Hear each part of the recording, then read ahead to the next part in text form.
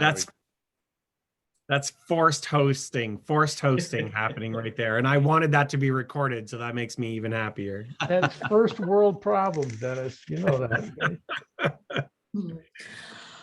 Well, welcome back, everybody. I got 401 down here in Alabama. That's 501 up in the Northeast. So we'll get cranking. It's our COCAcademy debrief for the day. Who's taking it away? Dave? Daniel? I don't know if Sam's joining us. Sam should be here. You know, this is like bad timing for him. He's with kids and some other stuff, but I'll kick it off. Again, pretty informal like last night. Hope everybody had a great day. I know you saw a lot of Daniel today, so hope you're okay after that. And not so much of me, not as much of me, but a little bit. And hope you enjoyed today. We just using this opportunity to talk about some takeaways, some continuing questions, anything you want to add or take away, and really just leaving it in your hands and your chats and your mics unmuted or however you want to do it. But we'd just love to hear from you if you had any other thoughts about things that you heard today, any other questions, just continuing the conversation. And as I always say, if not, we'll just stare at each other awkwardly for the next 25 or so minutes. And that's fine too. And if you didn't meet him, I have a new guest today taking Daniel's place. Maybe he's auditioning. This is Franklin. This is our newest puppy, lab dachshund mix. I'm occupying him while my wife is on a meeting with her team. So we're taking turns. He's our third little guy in our house. She promised me that she will definitely ask permission before we go to 4. My wife. So, but Franklin's great. He's having a good time. And we're actually RVers. We're getting in our RV after this conference. So Saturday morning. So we're going to see how he does. So far, we think he'll be okay. So that's my exciting news for the day, hanging out with Franklin. You have 3 dogs and an RV? 3 dogs, yeah. Where are you going to? I don't know. Wherever the road takes us. Ontario is very nice. Yeah, well, you know, we're not doing Canada. We were close on our last trip. We were in the Upper Peninsula of Michigan in September, right after camp. And we made it to Sault Ste. Marie, which is right off. There's a bridge that goes right across to Canada, where the locks are. We looked at the bridge, but we did not go over it. We went to the New York side of Niagara Falls, which hasn't changed much since the last time I was there in like 1985.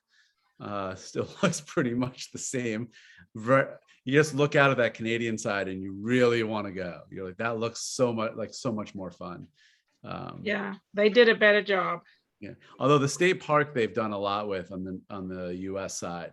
The state park was actually really, really nice. They've done some improvements there, but the little town was not much had changed. Nothing to do with what we talked about today, but still fun facts. So anybody have any good takeaways? Anything they wanted to talk about? Or again, we want to make this just an opportunity for you. Oh, there's Sam. Sorry, caught up from unpacking our last session. So. Or do we just want to say hi to each other? I just want to point out that Dennis also has a friend nearby joining him on the Zoom call. Oh, there he is. Yeah. Overall, people feel good about today, as Dave said. My friends know it. Quick thumbs up. Doing all right? Excellent. Some good takeaways, nuggets of insight, of appreciation. I just wanted to also, I'm going to put my email address in the chat if Daniel and Sam want to put theirs also, just so if there's any questions or any materials that you guys want or just want to follow up on the conversation, just to make that. I realized I didn't do that great job of that yesterday. I did do it today in my session, but I just wanted to, just in case you want to reach out, talk more. I'm not going to call them out, but somebody on this call already inquired about the Masters in Camp Administration program, which is pretty exciting. but there's all sorts of FERPA regulations. I can't say who, might get in trouble. But that was exciting. So, but yeah, reach out if you have any questions, need anything. So I have a question on the website. One can send a message to any one of the speakers. And does that speaker then, the message comes from the email that we registered for the conference from? Is that correct? That would be a Jennifer question. I think we'd have to lean in on our amazing expert and host. Or Dawn. I see her We can get flipping Dawn. through the manual to see if she can find the answer. Where's Dawn? Where's Dawn? Sorry, I was sending out a notification. What was the question, Beverly? The question was, if there's a spot on the website to connect with a speaker, does that email come from, like, if Beverly clicked that button and sent an email, would that go from Beverly's email address so they would know how to respond? Yes. Okay. Don says yes, Thanks, Beverly. Dawn. But the system can't make up an email, so it's got to use the one that you registered with. So, I was making that assumption. yeah, Okay, I think that's a good assumption. all right. I know this is our COCA debrief, but apparently in one of the sessions, it was asked if there was a cocktail mocktail hour tonight, and I'm sorry, there is not. So you'll have to have your own cocktail mocktail hour, but you have to come back at 8 o'clock Eastern for the last 3 sessions that are going to be offered tonight. Awesome. You'll have to, go drink by yourself. Or I can with your guarantee daughter. you if we're all together in Delaware next year and Sam, Daniel, and I are asked to join you, there will be a mocktail cocktail every night. I guarantee 100%. Yes.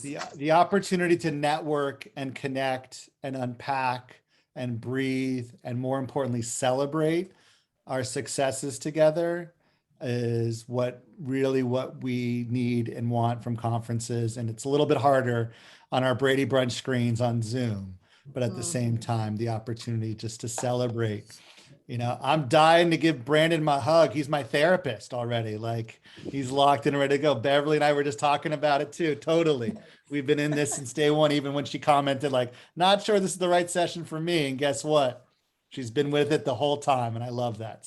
So many of you along this screen have been becoming more than just colleagues, but friends, and so appreciative of that opportunity.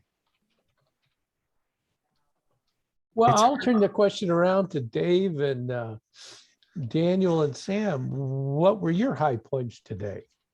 I know you were working, right? But turnaround's fair play, isn't it? Totally.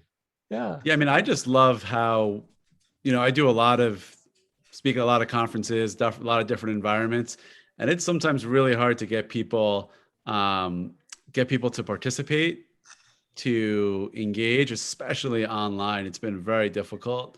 And I've been impressed with how much everybody has been willing to share and get involved and be part of the conversation. For me, that's been a real highlight. I don't feel like I'm up on stage by myself, with a dark room and I can't see anybody. It's been nice. So thank you to everybody. And I think obviously that's a testament to Jennifer and Don and and Chris who and MJ who's not here. But just the whole team who has set that up, I think, and probably a lot of, the reason why this conference is so successful. Daniel, do you have any thoughts? I always have thoughts. I'm not a quiet person, so I would say a couple of things. One, I knew coming into this conference that I would be around like-minded people. One, camp people, and then 2, people who take a specialty within camp. That's my feeling when I'm around anyone who does burn camps. I'm like, oh, you're my people. I knew that you guys were going to be my people, and it's been great to engage in conversations. Also great to pick on Dennis because he was like one of the few people. And then when we started today's session and he was getting picked on, I was like, perfect. I knew I picked the right guy. So good to know that was the right choice. But it's great to have these conversations. A little harder to engage because we don't want to talk over each other. But, as we get into it, I think more and more, hopefully we get a little more comfortable of being a little more idea sharing, because that is, you are all subject matter experts in everything, and we are just here to help facilitate discussion and throw out some questions to you guys. But I love when you guys all chime in and offer your opinion to one another. Sam, you're the quiet one. What are your thoughts? Absolutely. I have to agree with my colleagues. But more importantly, I got to say what I've also been inspired by really and excited by is the amount of other subject matter that collectively we're confronted with as camp professionals, but even more so as the COCAcademy, the understanding of like the amount that's there for unpacking different levels of professional development, whether it be fundraising and guiding development operations, whether it be the operational structures, whether it be, I mean, we could run an entire COCA session on how to elevate our use as a rental group and working with our rental camp agencies, and how do we work together to empower the rental staff that we rent the facilities from. And there are so many layers and opportunities of just supporting, engaging, and elevating what we do, that it's like, for me, it's like a drug. I want more of it, and the more opportunity to share and grow together. So like in that regard, just so excited, not only for the continued learning, but what the future has in store. So. Well, thank you for that, Sam. You know, we've got some people here that are being awfully quiet. Kim Belgard is never quiet. Hi, Kim. You have something to contribute? Hi, everyone. Great to see you. I'm actually in Texas. I had to go somewhere, so. So did you have any high points for the day today then? Well, I really am happy to hear, the mitigation strategies and trying to figure out how to make camp happen again. So that's great to hear. And we're very hopeful that that's going to start happening for us. Absolutely. I can't believe Brandon's quiet either. That's not somebody who's ever quiet. His hair is distracting me. Oh, his hair is loud. I mean, he doesn't have to talk. I'm just trying to give other people an opportunity to talk. And they're doing construction work on a road. So can y'all hear that? Background noise? Oh, okay. Well, I've been staying on mute a lot just because of it, like it's very noisy, but I guess the algorithms of Zoom are tuning it out. So that's good for you. Not good for me, but it's good for you. Where are you? I am at camp in Center Point, Texas. Texas, so okay. Camp. And I didn't know that Kim was visiting, but are you in San Antonio? Yep. How long are you staying? Till Sunday. Okay, maybe I'll see you. Cool. Sounds good to me. All right. So much for a COCAcademy debrief. What do we have to look forward to tomorrow, Sorry.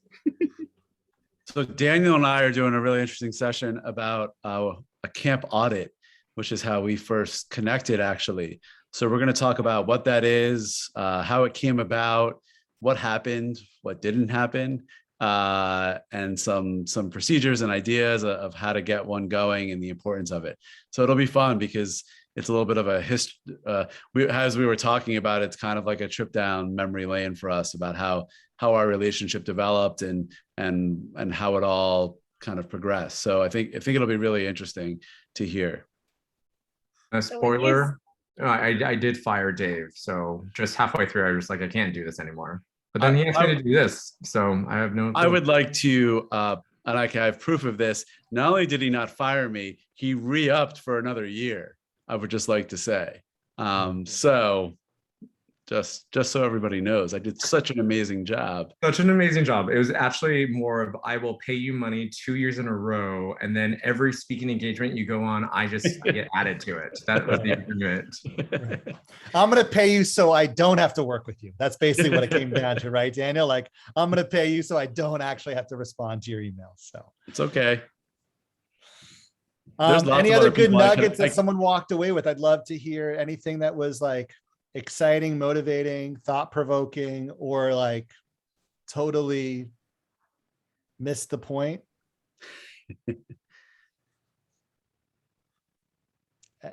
Clearly we didn't deliver, Dave. I thought it was helpful to hear in the last session, we were talking about how we recognize staff in the team development session. And just to get, there's all the different things you can try, but when you've tried those things, don't take it too personally on yourself. If you know, occasionally there'll be some person that you just can't make happy. And if you've made that honest effort, then, you know, let it go and don't let it ruin your day. Awesome. Well, I think a good motto, I'll take from, and even the whole Zoom over these 3 days is, how do I want to be remembered? So not only will be remembered from camp, we remembered from Zoom, and now we're recorded. And I got a shout out in the comments from Bridget. I'm just so Sam and Daniel can see that. I think one of the things that I really enjoyed was the nature and adventure as a psychosocial intervention. And that was really an interesting concept where they were able to take, you know, teens and young adults with their families on basically an excursion for a week. They did it, you know, with really good, COVID protocols, but just to disconnect from, you know, the social media and all that, and get out and get away into adventure, you know, where they, you know, where these family units could, you know, reconnect and learn and do something that was an adventure, was really unique and just sounded just, you know, phenomenal on what they were able to accomplish. And basically, I like that the idea that they actually, the families that were part of that were actually made some of the decisions on the activities they were going to do, the destination they went to the meals that they planned. So they were incorporated in it, you know, it took like 6 or 7 months to get to that. So I thought that that was really unique and something that I hadn't heard of. So I wanted to kind of give a shout out to that. Great. You know, I can say that, you know, overall, like if you just think about content, I think a lot of what we talked about today are things that a lot of us know already, but it's good to have it reinforced and to know that there's sort of strength in numbers, that, you know, these are sort of common struggles that everybody is facing. I mean, they all have their unique twists, of course, but to know that it's not just something I'm doing wrong. It's something that as people in our roles, we all have challenges with sometimes. And you know, that's just part of it. And being aware and being in tune with it is the most important thing that we can do to make sure that we grow beyond it as much as we can.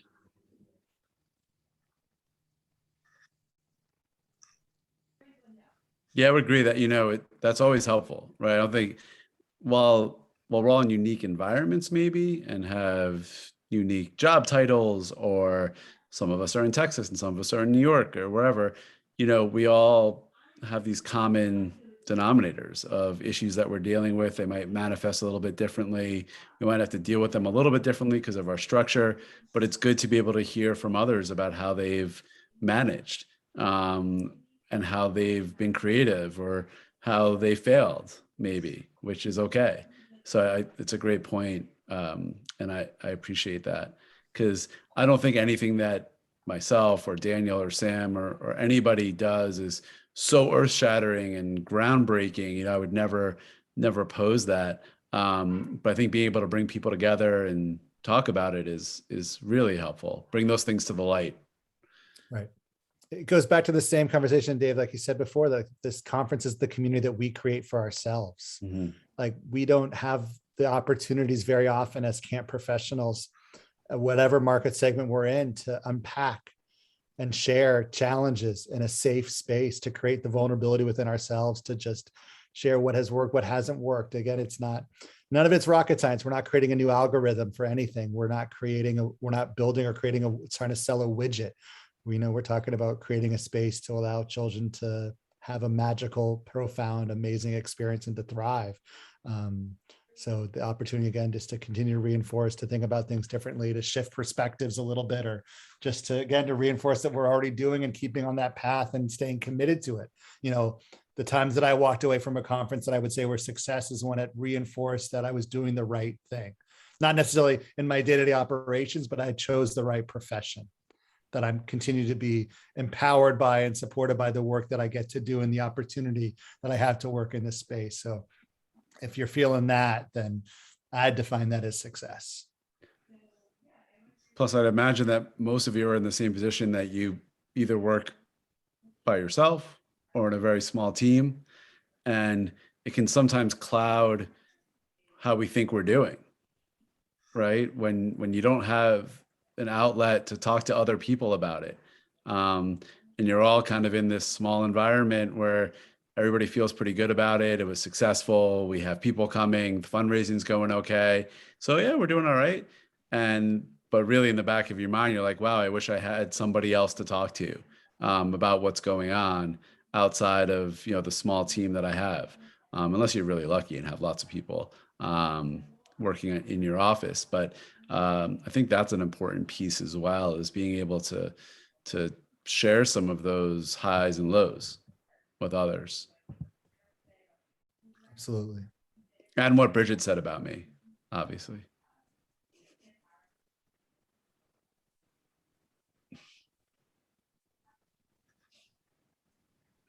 Bridget, please stop. Please stop.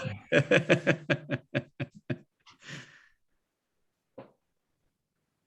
great. Anybody else have anything they want to share, or something they're hoping for tomorrow or down the road? We're taking notes. I'll be ready when the conference is over. Is that bad of me to say, y'all? No, celebrate it. Celebrate it. COCAcademy, like for you and Don, is your own camp in many ways, you know, like you're creating this camp experience for all of us, and we appreciate it and applaud you, and we're looking forward to celebrating with you when it is all wrapped up and counting the days until everyone can be in person again. I'm very Jennifer, I felt that way with, I can't wait till, I had fun at virtual camp, but I couldn't wait till it was finished. So I feel you. Yeah. And thank you for all your hard work on this. Oh gosh, thank both y'all. of you and Don. Y'all are bringing the fun component of all the weeks of trying to figure out a virtual event platform. So thank you for being here. It's awesome.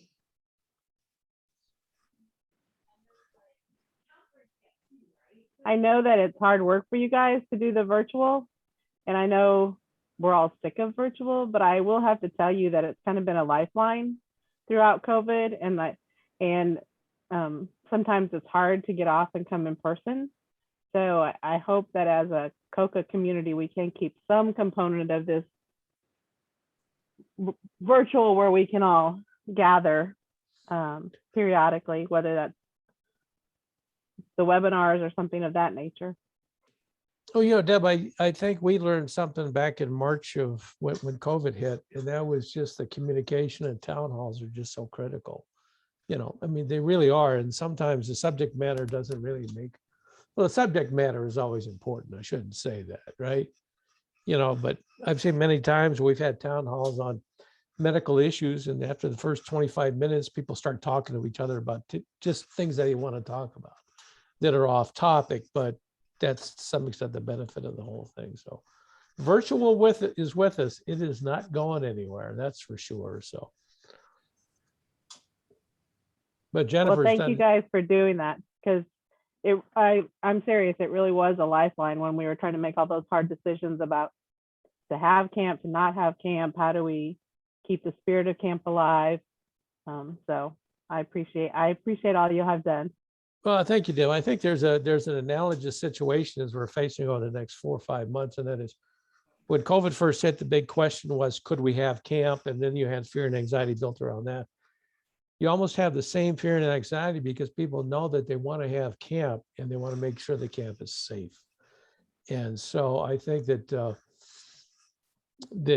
hopefully over the next 3 or 4 months, we can begin to deliver some of those answers, or at least discussions for the COCA camps to answer some of those hard questions. Thankfully, we can draw upon some of our own camp people like, Miss Beckwith over there that did a wonderful job. She's turning around. Yes, and Camp Hobie and Happiness is Camping and some of the others. So that's something to look forward to. I think Now you've got Daniel who did it, right? He did it in person. It's pretty impressive what they pulled off. I was kind of an observer of what Daniel and his team did last summer. Just a few chats here and there. Sam was at camp last summer. I was at camp this last summer. I actually ran a trip. I took a group of 17-year-olds to LA and Arizona, which was pretty interesting. And then I actually worked with a camp here in New Jersey on the East Coast. That's a camp for, it's called the Helen Diller Camp for the Blind. So it's for kids who are blind. And we worked on we worked for about 6 months on COVID protocols. And I mean, New Jersey is quite a state. I mean, every day we were on the phone trying to decipher what was going on and what the rules were and weren't, and constant changing and upgrading the facility. But they pulled it off. And so I think between, it's definitely possible. And, kids getting vaccinated as we speak is really great. So unless you're here in Philadelphia, which our vaccination rates are pretty low, but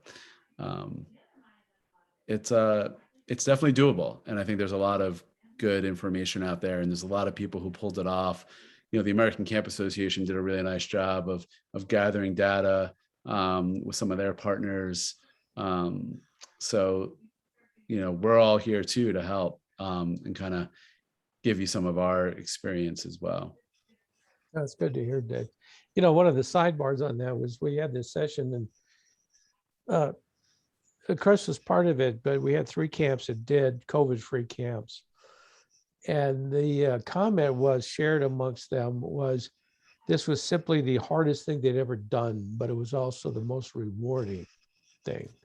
And that is the way the kids responded and the counselors responded. It was in those safe conditions, it was rewarding beyond anything they expected. So sort of the silver lining to a pretty dark cloud when you think about it. So no question. And building towards that, Don, like you said, I didn't mean to apologize. I didn't mean to interrupt you at all. Oh, no.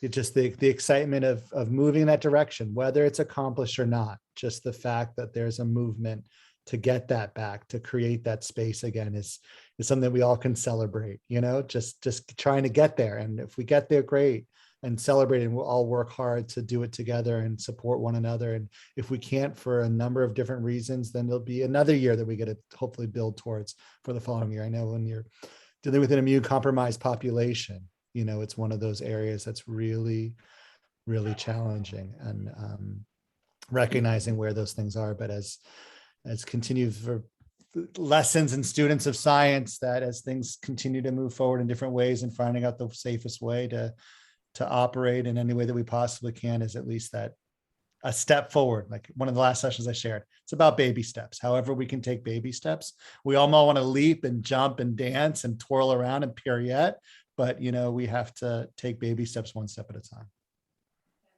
Well, I think there's one thing that, and I'm going to shut up here in just a minute, but one thing that I saw in this, it's not unique to pediatric oncology camps, but it was unique to watch this, and that the people involved in this is a passion for them. It's beyond comprehension what they do and sacrifice. And even in the time of COVID, it was sort of like, we're not going to let COVID stop us. We are going to find a way to service these kids, to provide them unique experiences. Now, in that case, it turned into Camp in a Box and virtual. But that ultimate motivation, that devotion to the kids, is not going to stop these people from delivering these badly needed services to kids and families and siblings and all the rest of that. So just extraordinary, just absolutely extraordinary. All I can say is amen. Amen to that. Yeah. Well, I think that's a great place to stop. Thanks, everybody, for another Thanks. great day. We will see you tomorrow and look forward to it.